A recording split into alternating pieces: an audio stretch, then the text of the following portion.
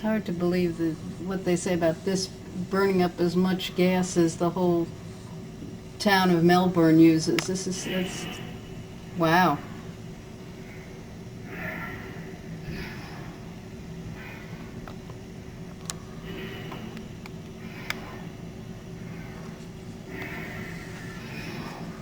It makes weird sounds.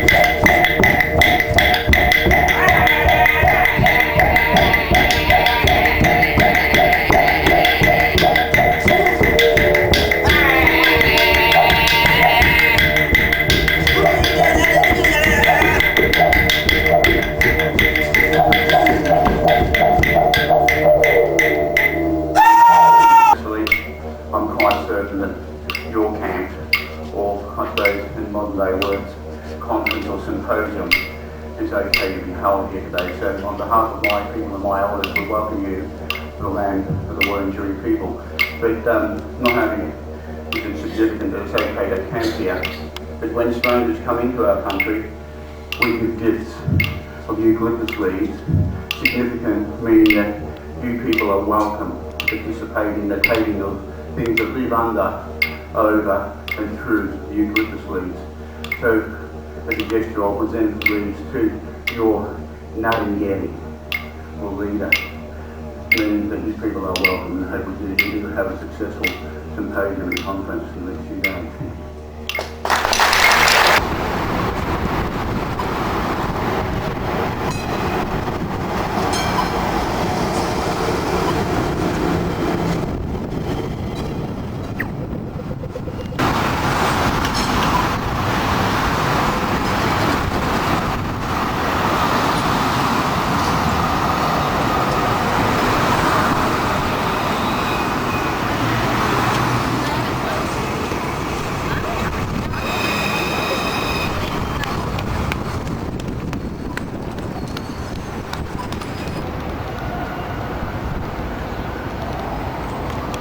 Waltz comes from Austria, and I only came across this piece 2 weeks ago, but I fell in love instantaneously.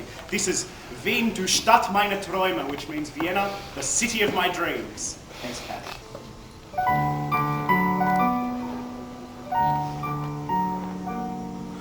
Mein Herz und mein Ziel stets fest nur für Wien, wie es weint, wie es lacht. Da kenn ich mich aus, da bin ich halt aus, bei Tag und Nacht mehr bei der Nacht. Und keiner bleibt kalt, ob jung oder alt, der Wien, wie er's wirklich ist, kennt. Müsst ich einmal fort, vor den schönen Ort, vor dem meinen Sehnsucht keine.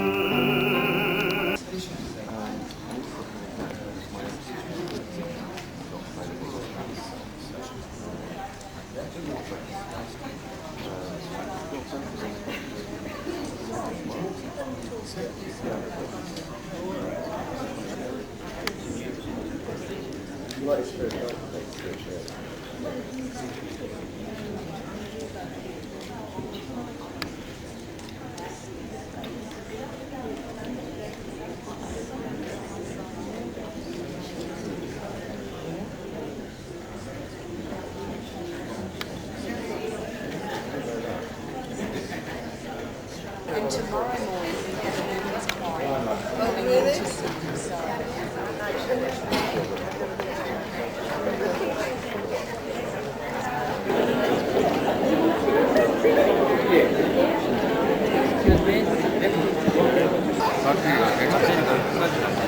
시간이 5분을 있잖아.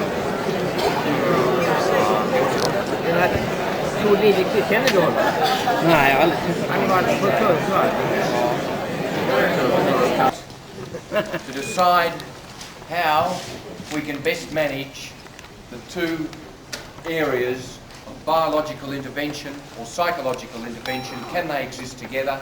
Since biological intervention was introduced, there seems to have developed a real tension between the two groups. This afternoon we have the debate, can biological and psychological interventions be integrated in the treatment of psychosis? We have two teams, 3 speakers each, for and against, and they will introduce themselves shortly.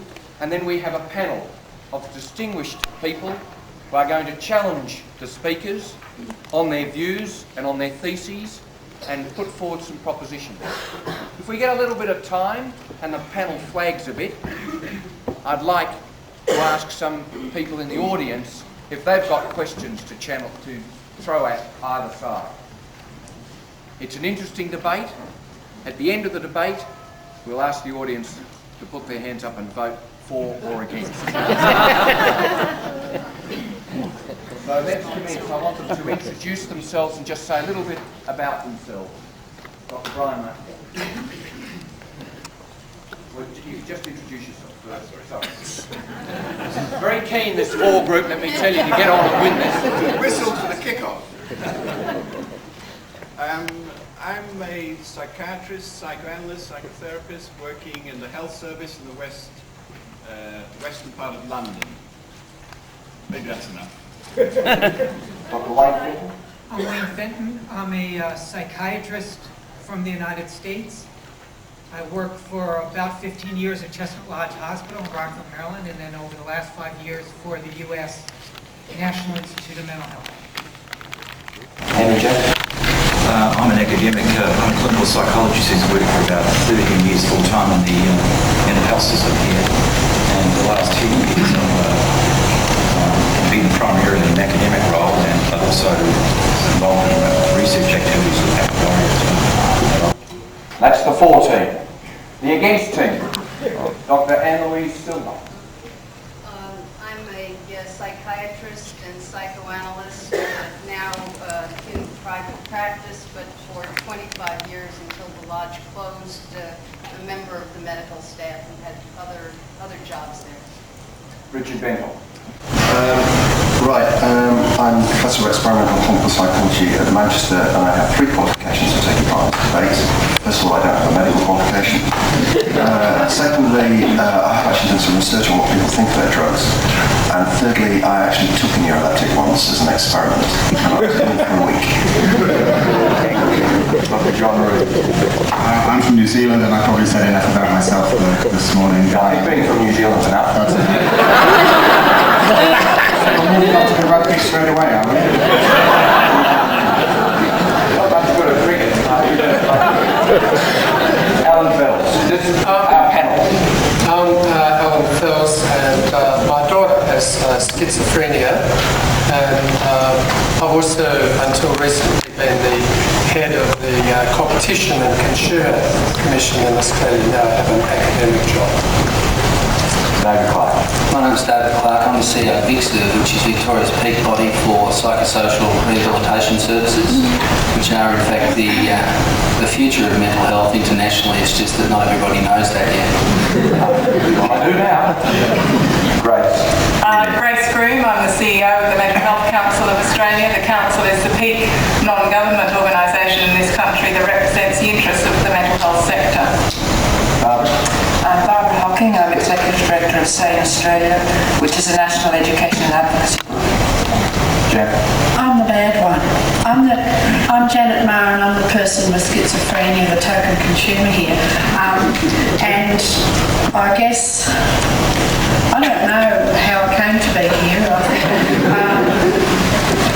I'm a bit abrasive, I guess, and I suppose in some of my roles, I'm the Secretary of the World Federation for Mental Health and the Consumer Chair of the National Consumer Care Forum here in Australia.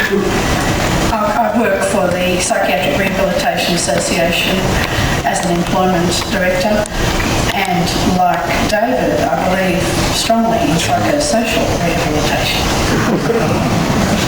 I'm David Castle. I'm a psychiatrist. I work both in research and in clinical practice in Melbourne. Okay. I'm Amgad Kanago, the Chief Psychiatrist of Victoria. I'm a psychiatrist. I've been a psychiatrist for the last 30 years, started in UK and the rest in Victoria. Guys, that means that if anyone's got a complaint about the system, we should aim them at you. You're all right. Well, let's commence the debate. You were very keen. You've got your 8 minutes. Please start. Now, I have told them that if they go over, I shall drag them to their feet.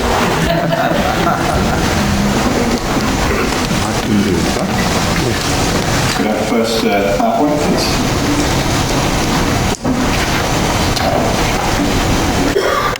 So this is the topic about debate, ladies and gentlemen. But I want to start by saying that the topic about debate is not quite as easy as it seems.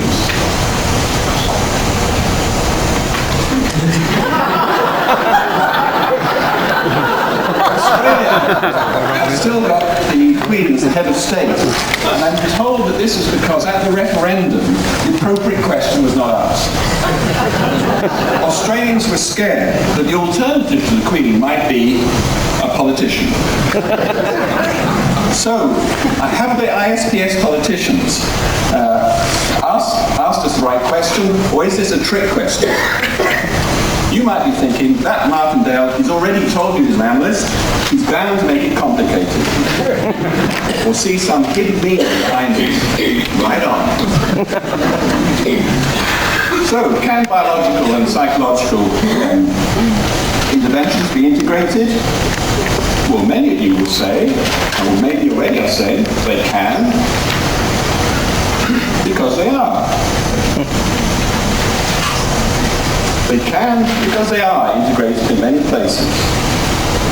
Sophisticated debater, isn't he, that chap, Martindale? He solved it. They can because they are. In 2 minutes, have solved this deep, central, complex problem facing ISPS in these deeply troubled times. Dear Mum, having a great time. We've solved the riddle. We can't spell, but never mind. They can because they are. This is the McGorry's riddle. We've solved it. See you soon. I oppose educating patients that their brains are broken, that schizophrenia is a brain disease, and that they must stay on costly and anesthetizing meds for the rest of their lives. These authoritarian, unsubstantiated statements impede trust and diminish hope. Our whole diagnostic manual is built merely on personal impressions, not hard data. And all diagnostic groups slide into each other with large debatable overlaps. All the brain changes in schizophrenia are the same as those in chronic and severe anxiety and PTSD. Psychotherapy is a biologic treatment helping restore a normal cognitive emotional balance. Meds that block dopamine pathways block limbic system connections with the cortex, thus impeding salience. Salience is defined by Kafer as, quote, a process whereby events and thoughts come to grab attention, drive action, and influence goal-directed behavior. This loss of verve, sense of wonder at a particular natural scene, or pleasure at a new insight or interpersonal connection is intolerable for at least 75% of patients who discontinue their meds within 2 years. As Courtney Harding found in her famous Vermont follow-up study, a third of once hospitalized patients had recovered years later and were fully integrated into their community. They all had discontinued their meds. Bloyler noticed the same pattern. And as the World Health Organization found in its huge study comparing outcomes for schizophrenia in the developing and industrialized countries in the 1970s, up to 65% recovered in the developing countries where meds were less available. Even with our second-generation meds, we have nothing like these recovery rates. With meds, we make our patients more functional, that is, manageable. But while psychosis produces a deep alienation, medication produces a loneliness for one's self and an oppressive dullness. I recommend that all medication enthusiasts take Zyprexa 2.5 milligrams per day for a month. They might prescribe less. In 1916, Ernest Bullard, who founded Chestnut Lodge, wrote on the Wisconsin County Farm Hospital system that he was then in charge of, 30% of patients work all day, 20% work a half day or more, 23% do some work. We have nothing like these employment statistics today. Our patients are too drugged to care. I worked at Chestnut Lodge from 1976 until it closed in 2001, working in both the non-medication and the medication eras. In the non-medication era, my schizophrenic patients did far better than did those in the more modern era. They chose careers, pursued them, and married. One patient who had been called the sickest schizophrenic patient admitted to the adolescent division is now raising her 3 children and works full-time as a registered nurse. In the later era, none chose a career, although many held various jobs. None married or even had lasting heterosexual or homosexual relationships. Earlier, therapeutic relationships were as intense as adoptions. Later, a polite distance persisted, and I felt I could have been replaced. Attachment, as Fonagy and others have demonstrated, is crucial for emotional development. The Lodge Wednesday conferences had been intense and intimate as we discussed transference and countertransference. Once meds came in, discussions derailed into whether to add this med or change that. Visiting guests, who included Parisian analyst Joyce McDougall, found these later conferences boring, and she whispered to me, "Where's the analysis?" When a patient became upset on the unit, the nurses called the administrator for more meds, rather than calling the therapist for insight, and usually the therapist never even learned about the upset. Patients moved quickly to outpatiency, combining behavior modification, individual and group therapy. We were no longer a community. One would think that the costs of mental health care would have declined as hospitals downsized or closed. Amazingly, in the U.S., the costs in 1990 were $32.5 billion. And in 1995, just 5 years later, the costs had doubled to $65 billion. Patients now live in the community in so-called supportive living facilities, which are often horrific. And they have landed in our jails and prisons in numbers Fuller Torrey showed are in the same proportion to the population as when Dorothea Dix roused the nation. And Lehman and Steinbach's, the senior authors of the report, have found that on average, schizophrenic patients have only 8 mental health appointments a year. Prescribing meds has become our rationalization for abandoning our most needy patients. Meanwhile, all the case reports of success through psychotherapy are discounted as anecdotal. Pharmaceutical enthusiasts hail evidence-based studies. Gottiner and Haslam have published a meta-analysis validating the role of psychotherapy. And Emmanuel Stipp has reviewed 4 meta-analyses of medication research studies and finds the research lacking, especially in the U.S. Studying patients over too short a time interval, comparing newer antipsychotics with very heavy doses of Haldol, withdrawing research subjects abruptly from their meds, thus causing a rebound in psychosis, which is then misidentified as re-emergence of the disease. Some senior researchers have lent their names to papers for which they have never even seen the raw data. Editorials and articles in the New England Journal of Medicine and the JAMA decry the intrusion of the pharmaceutical industry into the workings of medical schools and research institutions, where research findings not promoting the product are never published, and grants to those schools or clinics are withdrawn, and researchers lose their jobs. David Healy's experience is telling. Data linking SSRIs with suicide and homicide are center stage. Data about antipsychotics and obesity, diabetes, pancreatitis, and tardive dyskinesia are next. We are on the cusp, I believe, of exposés of the pharmaceutical industry similar to those of the tobacco and oil industries. But the worst effect of this wild meds enthusiasm is that young psychiatrists now often ask the team social worker, why are you bothering to talk to this patient? I'm already giving him medications. In losing interest in the patient's life story, we've abandoned our charges. We've abandoned our Hippocratic oath to do no harm, and a whole body of knowledge on therapeutic skills is being ignored. The psychiatrist's job is to mediate between the alienated person and the community. In overemphasizing medicating troublesome individuals, psychiatry has become already an instrument of the state and no longer the ally of its most needy citizens. The recent hunger strike by Mind Freedom in California is no surprise and no rare aberration. The growing recovery movement demonstrates that patients would sooner have psychotherapy from each other than submit to medical management.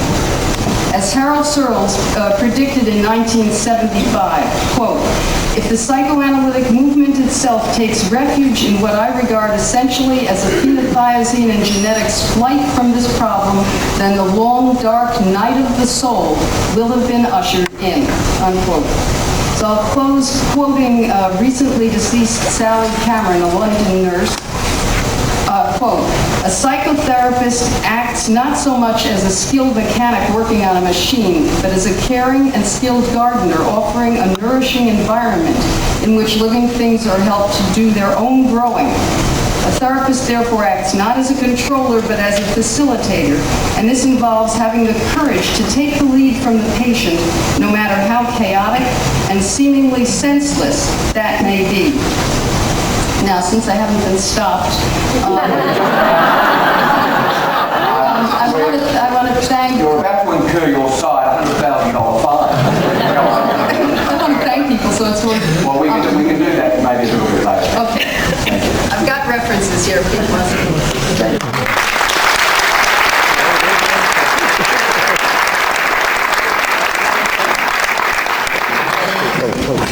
Well, thank you. Dr. Silver and I worked side by side together for nearly 15 years, and I must say that after listening to her, I wish I was as sure about anything as she seems to be about everything. I think we've got to understand that this is not a debate about whether we want to drug human beings into oblivion. I don't think there's a single person in this room who believes it's appropriate to drug human beings into oblivion. Rather, this is a debate about the judicious integration of different perspectives in the service of generating outcomes that our patients and their families value. Now, it's my belief that as a psychotherapist, we are answerable to our patients and their families and perhaps to society, who gives us a legitimate role and who provides for us a legitimate salary in exchange for our efforts to deliver outcomes which they value. So that the worth of our efforts really at the end of the day have to be measured by the results that we achieve in those areas. Well, what are the outcomes that are valued by our patients and their families? A study by Fisher et al. In Psychiatric Services a month or two ago is really quite typical. There were 60 patient family therapist dyads that were asked which outcomes they most desired from treatment. And of course, there were differences among the three groups, but patients had two top priorities. They wanted freedom from disabling symptoms, including hallucinations and hostility. Nobody wants to be hostile to other people. and they wanted the freedom and the ability to live independently as one chooses. So of course Sullivan was right more than 50 years ago when he said we're all more human than otherwise. This is what we all want. Well, what is the evidence really that the integration of biological and psychological perspectives will achieve these results? First of all, the poor results that we've seen when unitary or monolithic approaches are applied. Second, where there have been empirical comparisons, these have indicated almost with unanimity that an integrated approach is superior to an ideologically driven unitary approach. Finally, I think, as Brian Martindale began with, the debate must be informed by surveys of what's actually being delivered in the world of patient care. Now, Dr. Silver mentioned the experience at Chestnut Lodge, and I think that that's really quite relevant. Throughout the 1940s, 1950s, and even by the time I was at Chestnut Lodge in the early 1980s, individual psychoanalytically oriented psychotherapy in a supportive milieu was the norm. Patients were admitted. If they were on medication, they were taken off medication. Psychotherapy was 4 times a week for an average of 4 or 5 years. And this is therapy delivered really by committed and skilled therapists from Reichman, Otto Will, Harold Searles, Gunnar Schultz, Ping Pao, Dexter Bullard, and many, many others. And these therapies yielded very, very important insights into the psychodynamics of psychosis. And more importantly, the experience of what it's like to try to form a relationship with somebody who is experiencing psychosis in its raw form. But yet, when we took a hard look, not an anecdotal look, such as the one we just heard from Dr. Silver, but a hard look at the outcome in the late 1980s, what we found was 2/3 of the patients who received this type of psychoanalytic psychotherapy remained disabled by chronic schizophrenia, and only about 14% achieved something that we might call recovery or cure. These results from Chestnut Lodge are entirely in line with 5 randomized clinical trials conducted between 1964 and 1974 that compared psychotherapy alone with medication alone or some sort of combined treatment. Now, of course, somebody might argue, well, the therapy was wrong in these trials, that the patient's too ill, or perhaps intensive CBT would achieve better results, but I'm not sure anybody really believes that because there is not really much clinical practice or research now that aims to compare a psychotherapy alone unintegrated with medication. Well, what about medications alone then?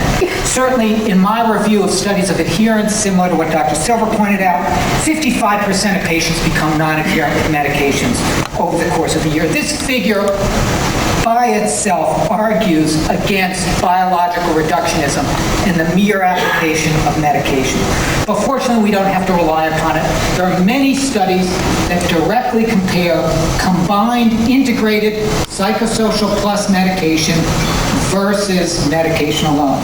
I alluded to this in my talk yesterday about the meta-analysis of 71 studies that did make this comparison, and the results were really quite clear.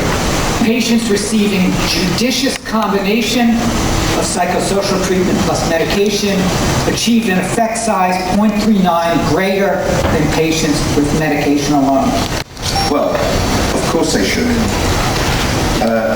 But there's some reasons why this is not going to happen anytime soon.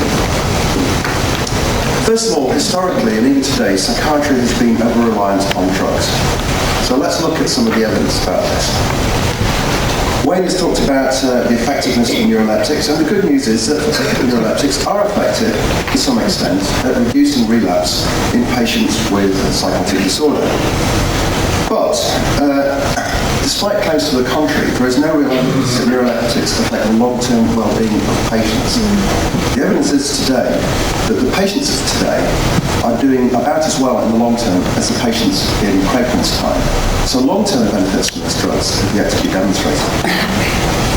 And there's some bad news associated with them. First of all, many patients fail to respond to neuroleptics. Kane has estimated that either because of inability to respond or because they've been given inadequate or inappropriate doses, about 50% of psychotic patients are not benefiting as a result of the medication they're receiving. Moreover, it's very difficult, in fact almost impossible, to predict who will respond to neuroleptic drugs, as diagnosis doesn't seem to be a good predictor of response. And also, finally, of course, as we know, neuroleptics cause some extremely unpleasant and, in some cases, life-threatening side effects. Dose is an important issue here. As we know, neuroleptics were not discovered by some magnificent piece of investigation into the brain. They were discovered by accident, incidentally, by a French neurosurgeon. Shortly after, people began to debate about what was the most appropriate dose of neuroleptics. And Haas and Janssen argued that the response to neuroleptics was tied to their tendency to produce extrapyramidal side effects. They actually thought that what you should do is increase the dose until you began to get extrapyramidal effects. And I think it was Haas even had his patients write out a few lines every day so he could observe their handwriting to see whether they were beginning to show these effects. Actually, they thought that an optimal dose would be something like 10 milligrams a day of haloperidol, but somehow this got translated into the idea of the more, the better. And as a result, by the end of the 1980s, you found patients on very, very high doses of neuroleptics all over the place. Strangely, the first systematic attempt to discover the appropriate dose of neuroleptics was only carried out in 1990. That's 40 years after these drugs were first discovered. And the results were a surprise. Low-dose medication works at least as well as high-dose medication, but high-dose medication gives you lots of side effects. So for a long time, a lot of patients have been on the wrong dose of medication and actively suppressing dissent. So, for example, for some reason, lots of really interesting evidence of this. I can see my chairman getting nervous. If you look at double-blind trials of antidepressants, what we find is the latest evidence suggests that the difference between antidepressants and placebo is very small. In all trials, what you find is a huge difference between a huge correlation between the drug effect and placebo effect. But of course, many of these trials, the patients are supposed to be double-blind trials, but the patient can know that they're taking a drug simply because they're experiencing side effects. So Moncrief, Wesley and Hardy meta-analysed 9 studies where patients were given the placebo treatment was an active placebo, that's a drug which produces a side effect that isn't antidepressant. And only 2 out of those 9 studies was the antidepressant superior to the placebo. Another way of spinning trial results is by comparing your new medication, which is going to cost a lot of money, with an inappropriate dose of an old medication. And this seems to be the game in terms of atypical neuroleptics. So Kane's famous trial, which is the most widely cited trial in modern psychiatry, which demonstrated that clozapine was more effective and more tolerable than a typical antipsychotic. It compared clozaril to nearly 2 grams of chlorpromazine a day. I mean, it's amazing that patients can stand up on 2 grams of chlorpromazine a day. UP, it turned out that clozapine had less side effects than 2 grams of chlorpromazine. Amazing. Another way of spending trial results is not to report those results which you don't like. Just hide them in the FDA database. An interesting study by Kahn in Archives of General Psychiatry looked through the FDA database and took out all the unpublished trials and found out that antidepressants made no difference to suicide rates compared to placebo if you included the unpublished trials. I mentioned that Big Pharma suppresses dissent. It does it in various different ways. An interesting case was a law case which occurred in Kentucky in the United States concerning a worker who was on Prozac and went into his place of work and shot dead a load of people before killing himself. He was on Prozac and there was a court case which ensued when Eli Lilly was sued by the relatives of the deceased. I probably haven't got time to go into this, but just to say that it emerged at the end of the trial that Eli Lilly actually paid the plaintiffs not to present critical evidence supporting their case. And as a result, the judge tried to overturn the verdict, which was that Eli Lilly won the case, and tried to have it reclassified as a settlement out of court. And of course, Anne-Louise has mentioned the case of David Healy, a psychiatrist who was offered a job in Toronto, said some unpleasant things about SSRIs, and suddenly discovered that, according to an email he received, he was no longer a good fit between the job description and the post. The psychiatry concern, of course, received a lot of money from the pharmaceutical industry. So, if we want to integrate, we've got to do a number of things. We've got to loosen the medical domination over psychiatric services. We've got to retrain the mental health professions, especially psychiatry. We've got to put consumers in the driving seat and let them control our services. We've got to find ways of controlling big pharma. And so my conclusion is, don't hold your breath. In favour of integration, and as you can see by unusual facetious comments, I'm arguing it's a no-brainer. I don't think there's any person in this room who'd support unethical behaviour or corrupt behaviour on the part of either clinicians or drug companies or over-medicating. When I started off in clinical practice, we were patent at Will Park, who were classic examples of patients who were medicated on mega doses of chlorpromazine and haloperidol. And that was one of the reasons why Ed had the foresight and the drive to actually set up the first episode clinic, because he found this behaviour unacceptable as I did as well. So I'm arguing, like many of the speakers on my side anyway, for the judicious use of medication on an as-needed basis, and particularly in acute, perhaps in more acute phases when people are flowing psychotic. But actually, I also want to pick up on a theme from yesterday, which was from young Oliver, who talked about reconciliation. And I actually want to talk about reconciliation with our past. Because what I don't want to happen really is, I don't want us to reject everything about our past, because we will live within particular time frames. And the other point I want to focus on is, what does integration actually mean? Now, as Brian started off, he argued, in fact, it's already happening at the pragmatic level. Whether you like it or not, there are admixture therapies that are used, including social and psychological, as well as pharmacological. Well, when Pat asked me just last week to step off the substitutes bench and fill in for somebody, I was very excited for a few minutes, and then I got very depressed because I realised what he'd done to me. He'd given me 8 minutes only to say everything I thought about biological psychiatry, and that's a really mean thing to do, Pat. This debate, of course, is very silly at one level, because, as Brian pointed out right at the beginning, obviously in the real world of real people, the biological and the psychological and the social are integrated. End of story. So how did we get to a point in history where we are having a debate about whether they should be integrated in our minds, in our work? And that is because a simplistic, mindless ideology has been allowed to dominate for a century. And that ideology says that unusual ways of thinking, feeling and behaving are best explained with biological and genetic theories. This approach, I argue, is an embarrassment scientifically and has a shameful history in practice. We've heard yesterday of some of the well-known things, and it's always easier to talk about them in the past, isn't it? We can almost laugh about them. In fact, we did, about malaria induction, about lobotomies, and about ECT, although ECT, of course, is still legal in every country in the world. A gap in this history I'd like to fill in for us, and I want you to think seriously about this. I want you to think about what has genetic theory contributed so far to the treatment of madness. Well, it gave us the eugenics movement in the 1920s and 30s that was responsible directly for the murder of 250,000 people, and it didn't only happen in Germany. There were compulsory sterilizations of tens of thousands of people in Scandinavia and in California and in various other parts of the world.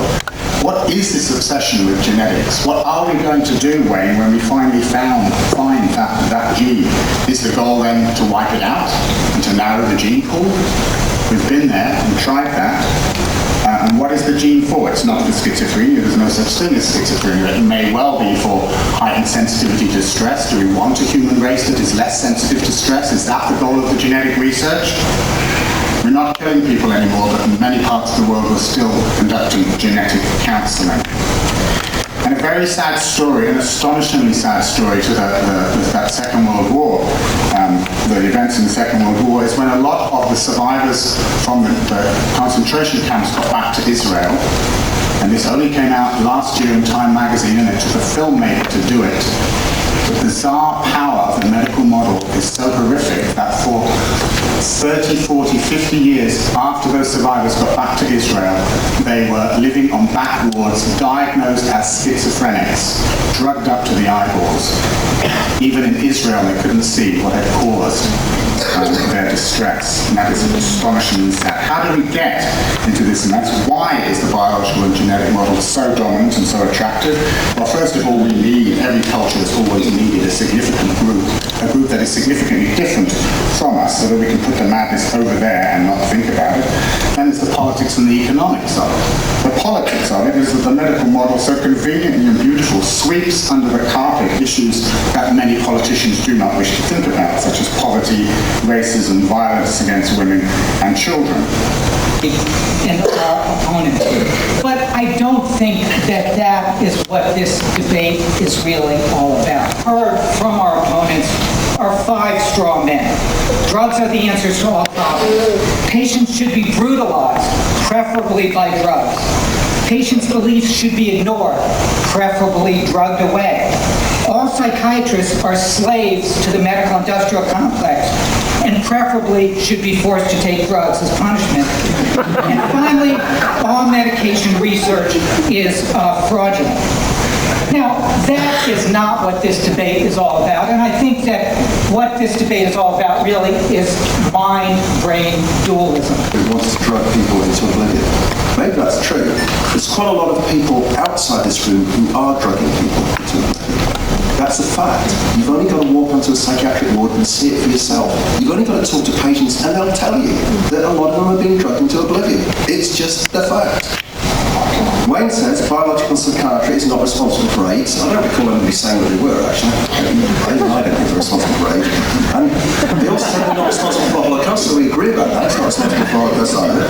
However, Big Pharma has colluded with trade agreements which prevent a lot of AIDS patients from receiving effective treatments.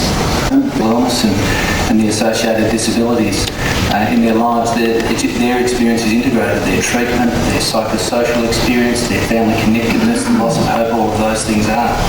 And Louise, you made the question, I suppose, is how they integrated and who does which parts. And Louise, you made the comment that the role of the psychiatrist is to mediate the community now.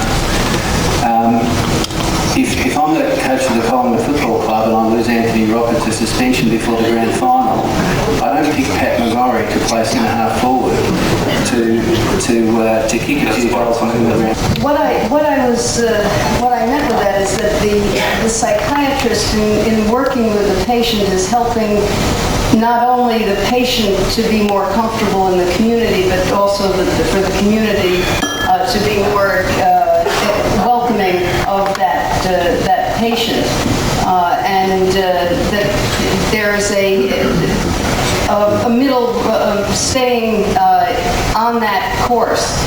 And I'm sure that in terms of working directly with the community, that's not usually a primary role of the psychiatrist. But when the psychiatrist is working to shape the person up to be acceptable by the community rather than being an ally of the patient, then the psychiatrist is off base.